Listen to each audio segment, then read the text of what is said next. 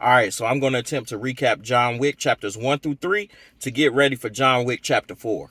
Now, in this recap, I'm going to go as fast as possible, so y'all keep up with me.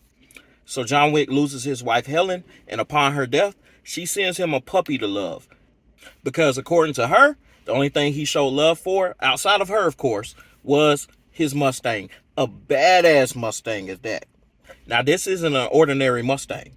This is a 69 Boss 429. It's a beauty, man. And if I'm not mistaken, it was all black. Anyway, back to the story. So, what was his name? Rick from Game of Thrones.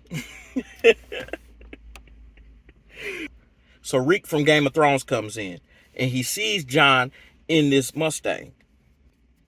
He asks John how much is it going to cost for him to part ways with his Mustang, and of course John Wick says it's not for sale. Rick continues to push. Someone comes out, grabs him, pulls him away, and that was it. At least we thought it was. So we find John Wick in his bed laying alone trying to cope with the loss of his wife, and he gets attacked in the middle of the night. They beat the hell out of John Wick. And not only do they beat the hell out of him, they kill his dog. And they take his car. John Wick goes and finds out who took his car. And come to find out, it's one of his former associates' son. This former associate is a Russian crime boss by the name of Virgo. Now, to Virgo's credit, this is his son. So he has to do something. But Virgo knows who John Wick is. Virgo confronts his son and tells him that he did something extremely stupid to the boogeyman. Or to the man you call to kill the boogeyman. So, of course, the only thing Virgo can do is put a bounty on John Wick's head. That bounty is in the amount of $2 million. Now, in order to understand John Wick, you need to know a little bit about the core elements of the franchise. The Continental. The Continental serves as a safe space for assassins or hitmen. It is a hotel where no business can be conducted on the grounds of. It is ran by a manager by the name of Winston. Those rules were broken. Actually, now that I think about it, I think those rules were broken in every movie. And once by John Wick, but we'll get into that. A bunch of fighting and awesome gunplay ensues. Matter of fact, that's the theme of all John Wick films. A bunch of fighting and awesome gunplay. Virgo calls in the help of another assassin played by William Dafoe. His name was Marcus. Marcus, in turn, actually helps Wick instead of trying to kill him. Wick escapes the first failed attempt on his life due to the help of Marcus. Keep that in mind. Virgo gives up his son, which I don't know if you can quite blame him for that. And then, of course, John Wick kills his son, Rick. Virgo knows that he can't do anything with John Wick, so instead, he takes his frustrations out on Marcus, whom he hired to kill Wick in the first place. This enrages John Wick, and of course, there's a final showdown with Virgo, and he kills Virgo. Chapter 2 opens up straight action. John Wick is still looking for that car. He's located. Virgo brother has it. And it's in perfect condition. I mean perfect condition. Well, at least it was in perfect condition until John Wick decides that he's going to use the car as a battering ram to go through everybody. I'm thinking now John Wick thought he may have been good. It may have been over. But no. He is confronted by an old associate by the name of Santino. Santino is owed a blood debt by John Wick for helping him to escape the life. This blood debt is known to everyone through the use of a marker. It's this little thing that they prick their thumb with and put their thumb into the marker, and of course that's an oath. Okay, now that we know that, Santino comes in. He wants to reclaim his debt from John Wick. He enlists the help of John Wick, and he wants John Wick to kill his own sister. Now, John Wick, in turn, says, no, he's out of the life. Don't involve me with your nonsense. So Santino blows up his house. So John Wick goes to talk to Winston. Winston says, hey, man, you got to do it. It's a blood debt. You put your finger down on it. You got to do it. So John Wick, he does it. Or he doesn't really do it. She slits her own wrist. John Wick just makes sure that she's dead. He puts 2 bullets in her head. I think it was 2. Maybe it was just 1. But either way, she's dead. Immediately after John Wick completes the job, Santino sends hitmen to kill John Wick. I know, stupid. Why in the world would you hire him to kill her and then talk about appearance sake? You need to save face and, of course, avenge your sister's death. This is the dumbest thing I've ever heard. So there's an underground world known in New York City that is known as the Bowery. The Bowery King, played by Lawrence Fishburne, meets up with John Wick. Here he learns that he has a bounty of $7 million on his head. Because Santino is now part of the high table since he had his sister killed. He took her place. And the high table runs pretty much everything dealing with the assassins or hitmen. All hell breaks loose and a lot of bodies drop.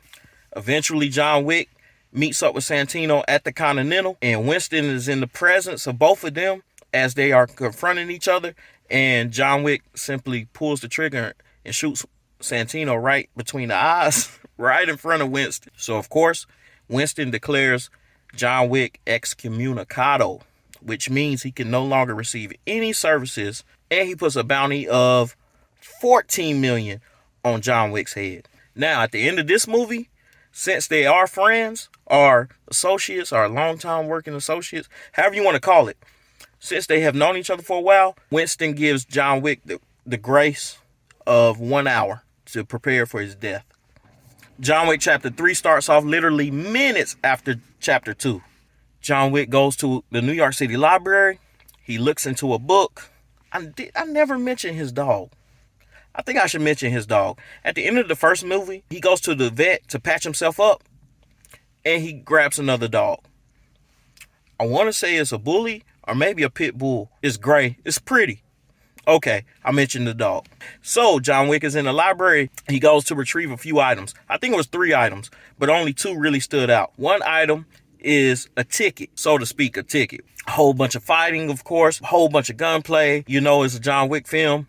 Let's go. Roughly about 5 to 10 minutes before, he's attacked in the library. Before his time is up, he's attacked in the library. His hour is up. Everybody starts trying to kill him. No one succeeds. Winston calls in and raises the bounty on his head to $15 million. Wick then goes to visit the Ruskaroma. I think I said that right. And he talks to the director. All right, this is interesting because technically between me and you, I think this is the first time that they really thought of making this a real story, having some actual background to the entire story, some continuity. I guess what I'm saying is after the success of John Wick 1, they decided they would continue making sequels. We learned that John Wick was an orphan. And as an orphan, he learns all of his fighting skills and everything here at this Ruskaroma or the Belarus. So John Wick, being an orphan of the Belarus, he's afforded a token, and that token is like a ticket that allows he's allowed to cash in for a reason, whatever reason that he wants. Now, if he cashes this ticket in, he doesn't ever get to come back. So of course, being that he's in such disarray, he goes ahead and punches his ticket. What he asks for is safe passage to a place called Casablanca. The director agrees, and she gives him passage. A woman who calls herself an educator from the high table comes, and she's supposed to get everything in order. She basically tells Winston he has about 7 days to live. He needs to get his affairs in order. She didn't say live, but that's the gist of it. She also does the same for the Bowery King, Lawrence Fishburne's character. While she's doing this, Wick has made his way to the Casablanca. There he meets Halle Berry's character, Sophia. And not only that, one of the items that John Wick got from the library at the beginning of the movie was a marker that he holds over Sophia. Now, he helps Sophia with her daughter. Sophia has a daughter. We don't see the daughter, but she has a daughter. He helps Sophia with her daughter, and he's hiding her somewhere or had placed her in a safe space or something. I'm not quite sure. Maybe that would be something that comes up in John Wick Chapter 4. That would be great. John Wick presents her with the marker. He says that he wants to see Barada, which is her former boss. She, coincidentally, is now the manager of Casablanca's version of the Continental. Or not version, it is the Continental, but it's in Casablanca. I'm trying to remember all this stuff, y'all. So, in essence, she is on the same level as Winston, right up under the high table. John Wick asks to speak to her former boss, Barada. They get there, they go see Barada. Barada asks John Wick what is it that he desires. John Wick tells Barada, hey, listen, I want to talk to a gentleman by the name of the Elder. Now, the Elder sits above the high table. I didn't think that there was anybody above the high table, but there is. It's the Elder. Y'all see how this is now kind of giving me Matrix vibes? So Barada tells John Wick exactly how to do it, and it's crazy. He has to walk in the desert until he damn near dies. Look up in the sky and pass out. Maybe the elder will save you, maybe he won't. In return, he asks Sophia, what gift are you going to give me for giving you this gift? So he's been eyeing Sophia's German Shepherds, and these are some badass German Shepherds, man. Highly trained. I mean, they are freaking awesome. And of course, Sophia looks at him like he's freaking crazy. He tells him, no, you're not going to get my dog. So Barada says, hey, if you won't give me the dog, I'll just kill him, and shoots him. I guess unbeknowingly to Barada, the dogs are wearing bulletproof vests. So he doesn't kill the dog. Instead, he just injures him. Nonetheless, Sophia is enraged and goes crazy. Her and John Wick kill everybody. Oh, and she shoots Barada in the knee. All right, we're almost finished, y'all. Bear with me. Now they got to escape. And escape they do. Those dogs are freaking awesome. I said that before, and I'm going to say it again. Y'all, if y'all haven't seen this, man, y'all have got to watch this scene where John Wick and Sophia run through all these guys, and the dogs are with them. All right, back to Wick. He enters the desert. He walks. He does everything he's told to do. They pick him up, and he meets with the elder. To make a long story short, the elder agrees to give John Wick another chance at redemption. He will reverse his excommunicado. He will take the 15-minute Bowery, throw it to the wind. Everything will go away. Only thing he has to do is kill Winston. John Wick agrees. In return, he commits his fealty to the high table. But just saying it isn't enough. The elder wants a sign. And that sign was John Wick's wedding band. Now, he simply didn't take it off. He cut it off. So a little tidbit. John Wick only has 9 fingers. John Wick meets up with Winston. I don't know why I keep getting tongue-tied saying that. And Winston tells him that he's not going to step down. He's going to... Wait a minute. I got ahead of myself because I think that in John Wick Chapter 4, what I'm about to tell you is going to play a major part. The educator goes to see the Bowery King after 7 days have passed. Now, she slices him up 7 times. Well, she doesn't do it. She has somebody else do it. That's his penance for giving John Wick 7 bullets in the first movie to go against the high table when he killed Santino. Long story short, that really pisses Lawrence Fishburne off. This is set up for him to go against the high table. Now back to the meeting. Winston tells John Wick that he's going to step against the high table. John Wick thinks he's crazy, but he agrees that he's going to do it as well. And we find that out when the educator comes and asks him what he's going to do. The final confrontation happens with Sharon, played by the late Lance Reddick. They really go in and kill everybody. This, of course, leads to a parlay with the high table and the educator.